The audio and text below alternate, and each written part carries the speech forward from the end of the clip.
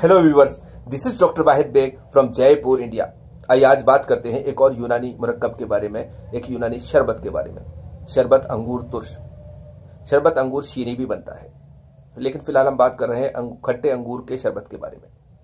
चूंकि मीठे अंगूर का जो मिजाज है वो गर्मतर होता है और खट्टे अंगूर का मिजाज सर्द व खुश्क होता है, लिहाजा ये शरबत हम उस वक्त बनाते हैं जब हमें एनर्जी तो चाहिए होती है, न्यूट्रिशन तो चाहिए होता है, लेकिन हरारत नहीं चाहिए होती, बल्कि किसी हद तक कबूजियत चाहिए होती है, जो सर्द खुश्क दवाओं का खासा है।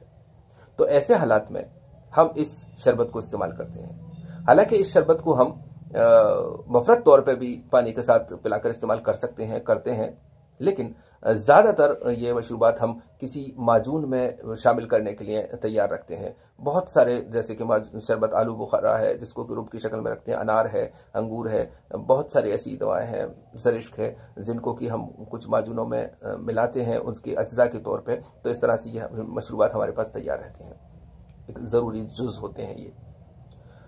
तो एक माजून इंशाल्लाह कभी शेयर करेंगे वक्त मिला तो।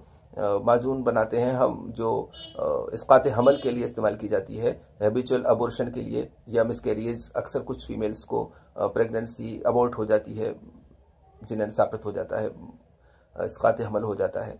तो ऐसे केसेस के लिए हम एक माजून बनाते हैं जिसके बहुत ही अच्छे रिजल्ट्स हैं। उसमें ये एक जुज़ के तौर पे, एक पार्ट के तौर पे डाला जाता है। जो एक स्टेरिलिटी के लिए भी हम माजून बनाते हैं, उसके अल्हम्दुलिल्लाह बड़े अच्छे रिजल्ट्स हैं, लेकिन उसको भी फिलहाल कभी इंशाल्लाह शेयर करेंगे। फिलहाल इसी शरबत के बारे में बस ये शरबत आप वैसे जो गर्मी की वजह से दिल की धड़कन बढ़ती है, घबराहट बेचैनी होती है, वहाँ पे भी इस्तेमाल कर सकते हैं। लेकिन बहरहाल ये अंगूर का शरबत और हालात में भी मिलता है, इसलिए ऐसी ज़रूरत नहीं है कि उसमें ख़ास तौर से इस्तेमाल किया जाता है। दूसरी दवाएं बहुत सारी होती हैं जो हम उसको इस्तेमाल कर लेते हैं, लेकिन बहरहाल वो जो माजून बनाते हैं हम, उसमें एक जुज़ के तौर पे इसको ख़ास तौर से शामिल करते हैं।